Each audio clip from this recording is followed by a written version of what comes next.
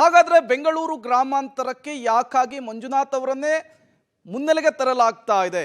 ಇದರ ಹಿಂದಿರುವಂತಹ ಲೆಕ್ಕಾಚಾರ ಏನು? ಅದರ ಜೊತೆಗೆ ಬೆಂಗಳೂರು ಗ್ರಾಮಾಂತರದ ಲೋಕಸಭಾ ಕ್ಷೇತ್ರದ ಇತಿಹಾಸ ಏನು ಹೇಳುತ್ತೆ ಅದನ್ನು ನೋಡ್ತಾ ಹೋಗೋಣ. 2009ರ ಫಲಿತಾಂಶವನ್ನು ನೀವು ಸ್ಕ್ರೀನ್ ಮೇಲೆ ಗಮನಿಸ್ತಾ ಇದ್ದೀರಿ.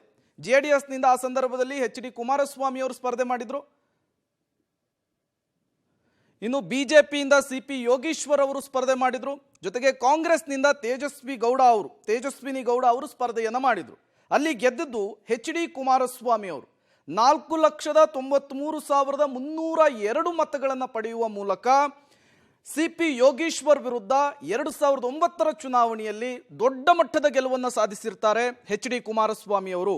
ಇನ್ನು 2013ರ ಬೈ ಎಲೆಕ್ಷನ್ ತೀವ್ರ ಕುತೂಹಲ ಮತ್ತು ಜಿದ್ದಾಜಿದ್ದಿಗೆ ವೇದಿಕೆಯಾಗಿತ್ತು. ಕಾಂಗ್ರೆಸ್ನಿಂದ DK ಸುರೇಶ್ ಸ್ಪರ್ಧೆ ಮಾಡಿರ್ತಾರೆ, ಹಾಲಿ ಸಂಸದರೀಗ ಅವರು. JDSನಿಂದ HD ಕುಮಾರಸ್ವಾಮಿ ಅವರ ಪತ್ನಿ ಅನಿತಾ ಕುಮಾರಸ್ವಾಮಿ ಅವರು ಸ್ಪರ್ಧೆಯನ್ನು ಮಾಡಿರ್ತಾರೆ. ಬೈ ಎಲೆಕ್ಷನ್ ಇದು 2013ರಲ್ಲಿ ಆಗಿರುವಂತಹದ್ದು. ಇದರಲ್ಲಿ ಅನಿತಾ ಕುಮಾರಸ್ವಾಮಿ ವಿರುದ್ಧ DK ಸುರೇಶ್ ಅವರು ಭರ್ಜರಿ ಗೆಲುವನ್ನು ಸಾಧಿಸ್ತಾರೆ. ಈ ಮೂಲಕ ಗೌಡರ ಫ್ಯಾಮಿಲಿಯ ವಿರುದ್ಧ ಜಿದ್ದನ್ನು ತೀರಿಸಿಕೊಳ್ತಾರೆ DK ಸುರೇಶ್ ಅವರು. ಇನ್ನು 2014ರ ಫಲಿತಾಂಶವನ್ನು ನೀವು ಸ್ಕ್ರೀನ್ ಮೇಲೆ ಗಮನಿಸ್ತಾ ಇದ್ದೀರಿ. 2014ರಲ್ಲಿ ಕಾಂಗ್ರೆಸ್ನಿಂದ DK ಸುರೇಶ್, BJPಯಿಂದ ಮುನಿರಾಜು ಗೌಡ, JDSನಿಂದ ಪ್ರಭಾಕರ್ ರೆಡ್ಡಿ ಸ್ಪರ್ಧೆ ಮಾಡಿರ್ತಾರೆ. ಇಲ್ಲಿ ಮತ್ತೊಮ್ಮೆ DK ಸುರೇಶ್ ಗೆಲುವಿನ ನಗೆಯನ್ನು ಬೀರ್ತಾರೆ.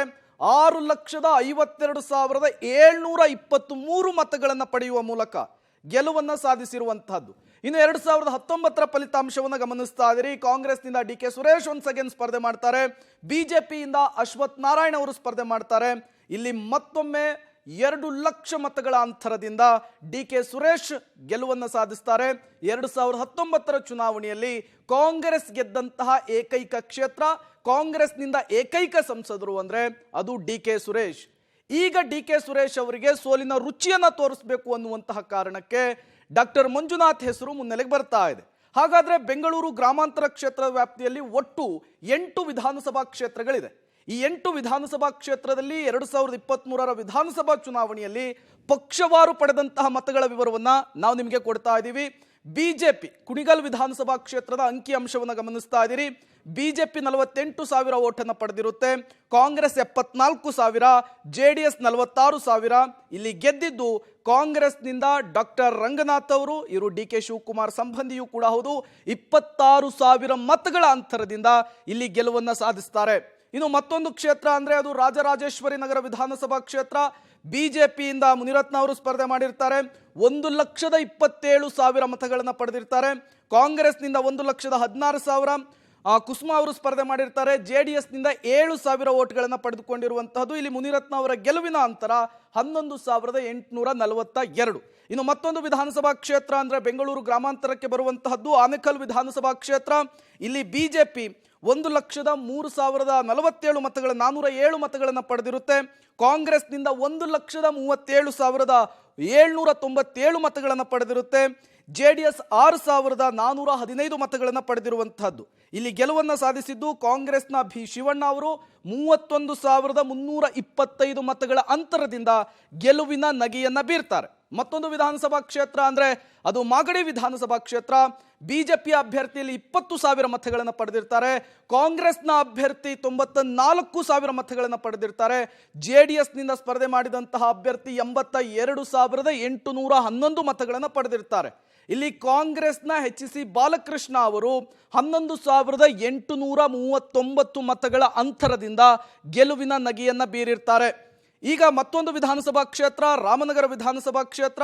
BJP ಅಭ್ಯರ್ಥಿ 12,000, ಕಾಂಗ್ರೆಸ್ನ ಅಭ್ಯರ್ಥಿ 87,000, JDSನ ಅಭ್ಯರ್ಥಿ 76,975. ಇಲ್ಲಿ ನಿಖಿಲ್ ಕುಮಾರಸ್ವಾಮಿ ಸ್ಪರ್ಧೆ ಮಾಡಿದಂತಹ ಕ್ಷೇತ್ರ. ಸತತವಾಗಿ ಸೋಲ್ತಾ ಇದ್ದಂತಹ ಇಕ್ಬಾಲ್ ಹುಸೇನ್ ಕಳೆದ ಚುನಾವಣೆಯಲ್ಲಿ ಗೆಲುವಿನ ನಗೆಯನ್ನು ಬೀರಿರ್ತಾರೆ, ಅದು ಕೂಡ 10,715 ಮತಗಳ ಅಂತರದಿಂದ. ಮತ್ತೊಂದು ವಿಧಾನಸಭಾ ಕ್ಷೇತ್ರ ಅಂದರೆ ಅದು ಕನಕಪುರ. ಇದು DK ಶಿವಕುಮಾರ್ ಪ್ರತಿನಿಧಿಸುವಂತಹ ಕ್ಷೇತ್ರ. BJPಯ ಅಭ್ಯರ್ಥಿ R ಅಶೋಕ್ ಅವರು 19,753 ಮತಗಳನ್ನು ಪಡೆದಿದ್ರು. ಕಾಂಗ್ರೆಸ್ನಿಂದ ಡಿ ಕೆ ಶಿವಕುಮಾರ್ ಸ್ಪರ್ಧೆಯನ್ನು ಮಾಡಿದ್ರು. 1,43,023 ಮತಗಳನ್ನು ಪಡೆದಿದ್ರು.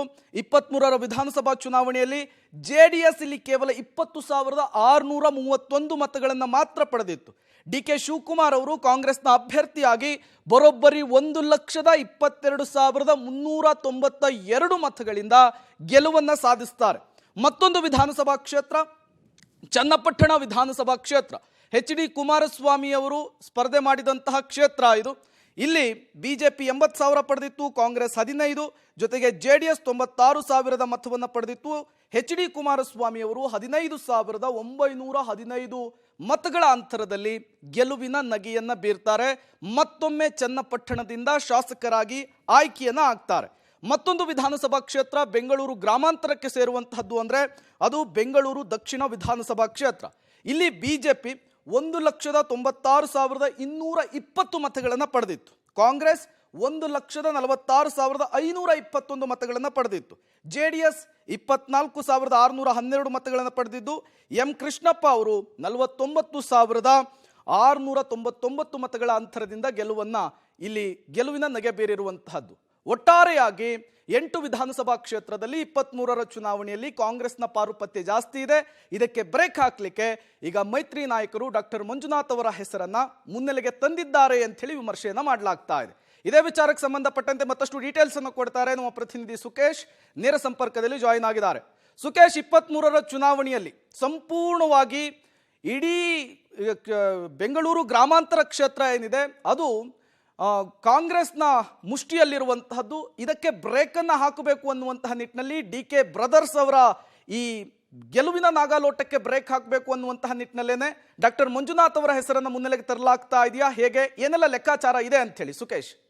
ಪ್ರೇಮ್, ಒಂದು ಸ್ಪಷ್ಟ, ಲೋಕಸಭೆ ಚುನಾವಣೆಯ ವೋಟಿಂಗ್ ಪ್ಯಾಟರ್ನ್ಗೂ ವಿಧಾನಸಭೆ ಚುನಾವಣೆಯ ವೋಟಿಂಗ್ ಪ್ಯಾಟರ್ನ್ ಕೂಡ ಕಂಪ್ಯಾರಿಸನ್ ಇರುತ್ತೆ ಅಂತ ಹೇಳಲಿಕ್ಕೆ ಸಾಧ್ಯ ಇಲ್ಲ. ಎರಡನ್ನೂ ಕಂಪೇರ್ ಮಾಡೋಕೆ ಆಗಲ್ಲ. ಆದರೆ ಬೇರೆ ಬೇರೆ ಕಾರಣಗಳಿಗೆ ರಾಷ್ಟ್ರ ಮಟ್ಟದಲ್ಲಿರ್ಬೋದು, ನಾಯಕತ್ವ ಅಥವಾ ರಾಜ್ಯದ ಸ್ಥಳೀಯ ಸರ್ಕಾರದ ವಿಚಾರ ಅಥವಾ ರಾಷ್ಟ್ರೀಯ ವಿಚಾರಕ್ಕೆ ಬೇರೆ ಬೇರೆ ವಿಚಾರಗಳು ಪ್ರಭಾವ ಬೀರ್ತವೆ. ಆದರೆ ಬೇರೆ ಬೇರೆ ಚಿತ್ರಣವನ್ನು ನೋಡ್ತಾ ಹೋದ್ರು ಕೂಡ ಬಹುತೇಕ 2013ರ ಲೋಕಸಭೆ ಬೆಂಗಳೂರು ಗ್ರಾಮಾಂತರ ಲೋಕಸಭೆ ಉಪಚುನಾವಣೆಯ ನಂತರದಲ್ಲಿ ಸತತವಾಗಿ 3 ಬಾರಿ ಸಂಸದ DK ಸುರೇಶ್ ಅವರು ಅಲ್ಲಿ ಗೆಲುವನ್ನು ಸಾಧಿಸಿದ್ದಾರೆ. ಇನ್ನು ವಿಧಾನಸಭೆ ಚುನಾವಣೆಗೆ ಬಂದ್ರೆ ಆ ವ್ಯಾಪ್ತಿಯ 8 ವಿಧಾನಸಭಾ ಕ್ಷೇತ್ರಗಳಲ್ಲಿ 5ರಲ್ಲಿ ಕಾಂಗ್ರೆಸ್ ಗೆಲುವನ್ನು ಸಾಧಿಸಿದೆ, 2ರಲ್ಲಿ ಬಿಜೆಪಿ ಗೆದ್ದಿದೆ, 1ರಲ್ಲಿ JDS ಗೆದ್ದಿದೆ. ಅಂದ್ರೆ ಮೇಲ್ನೋಟಕ್ಕೆ ಕಾಂಗ್ರೆಸ್ನ ಭದ್ರಕೋಟೆ ಅಥವಾ ಕಾಂಗ್ರೆಸ್ನ ಪ್ರಾಬಲ್ಯ ಹೆಚ್ಚಿದೆ ಅನ್ನುವಂಥ ರೀತಿಯಲ್ಲಿ ಕಾಣಿಸ್ತಾ ಇದೆ. ಆದರೆ ಇಲ್ಲಿ ಕಾಂಗ್ರೆಸ್, ಬಿಜೆಪಿ, JDS 3 ಕೂಡ ಪ್ರತ್ಯೇಕವಾಗಿ ಸ್ಪರ್ಧೆ ಮಾಡಿದಂಥ ಚುನಾವಣೆ ಅದು.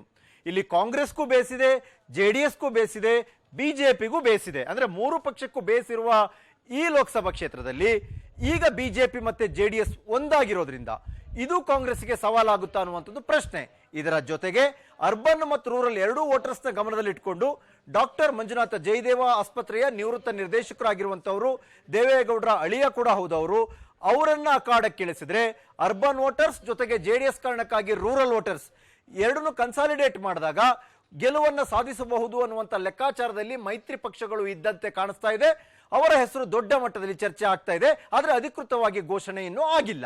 ಆದರೆ ಅವರೇ ಅಭ್ಯರ್ಥಿ ಆಗೋದಾದ್ರೆ ಬಿಜೆಪಿ ಮತ್ತು JDSನ ಕಾರ್ಯಕರ್ತರು ಕೂಡ ಅಷ್ಟೇ ಒಗ್ಗಟ್ಟಲ್ಲಿ ಕೆಲಸ ಮಾಡಿದ್ರೆ ಮಂಜುನಾಥ್ ಅವರ ವೈಯಕ್ತಿಕ ಇಮೇಜ್ ಕೂಡ ಒಂದಷ್ಟು ಕೆಲಸ ಮಾಡುತ್ತೆ ಅನ್ನೋದಾದ್ರೆ ಈ ಬಾರಿ ಸಂಸದ DK ಸುರೇಶ್ ಅವರಿಗೆ ಸ್ಪರ್ಧೆ ಎಷ್ಟು ಸುಲಭ ಅಲ್ಲ, ಟಫ್ ಫೈಟ್ ಆಗಬಹುದು ಅನ್ನುವಂಥ ಮಾತುಗಳು ರಾಜಕೀಯ ವಲಯದಲ್ಲಿ ವಿಮರ್ಶಾತ್ಮಕವಾಗಿ ಕೇಳಿ ಬರ್ತಾ ಇದೆ. ಈ ಸ್ಪರ್ಧೆ, ಈ ಮುಖಾಮುಖಿ ಆಗುತ್ತಾ, ಆದ್ರೆ ಏನಾಗುತ್ತೆ ಅನ್ನುವಂಥ ಸಹಜವಾದ ಕುತೂಹಲ ಈ ಬಾರಿಗೆ ಬೆಂಗಳೂರು ಗ್ರಾಮೀಣ ಲೋಕಸಭಾ ಕ್ಷೇತ್ರದ ವ್ಯಾಪ್ತಿಯಲ್ಲಿ ಕೇಳಿ ಬರ್ತಾ ಇದೆ. Prem, okay, thank you Sukesh ತಮ್ಮೆಲ್ಲ ಮಾಹಿತಿಗಾಗಿ. ಲೋಕಸಭಾ ಚುನಾವಣೆಗೂ ವಿಧಾನಸಭಾ ಚುನಾವಣೆಗೂ ಡಿಫರೆನ್ಸ್ ಇರುತ್ತೆ. ವಿಧಾನಸಭಾ ಚುನಾವಣೆ ಯಾವಾಗಲೂ ಕೂಡ ಲೋಕಲ್ ಸಮಸ್ಯೆಗಳ ಆಧಾರದ ಮೇಲೆ ನಡೆಯುವಂತಹದ್ದು. ಲೋಕಸಭಾ ಚುನಾವಣೆ ಕೇಂದ್ರದಲ್ಲಿ ಯಾವ ನಾಯಕರಿರ್ತಾರೆ, ಯಾರು ಪ್ರಧಾನಿ ಅಭ್ಯರ್ಥಿ ಆಗಿರ್ತಾರೆ, ಅದು ಕೂಡ ಇಂಪಾರ್ಟೆಂಟ್ ಆಗುತ್ತೆ. ಸಹಜವಾಗಿ ಎಲ್ಲ ಬೆಳವಣಿಗೆಗಳು ಕೂಡ ಕುತೂಹಲಕ್ಕೆ ಕಾರಣವಾಗ್ತಾ ಇದೆ. ಮತ್ತಷ್ಟು ಡೀಟೇಲ್ಸ್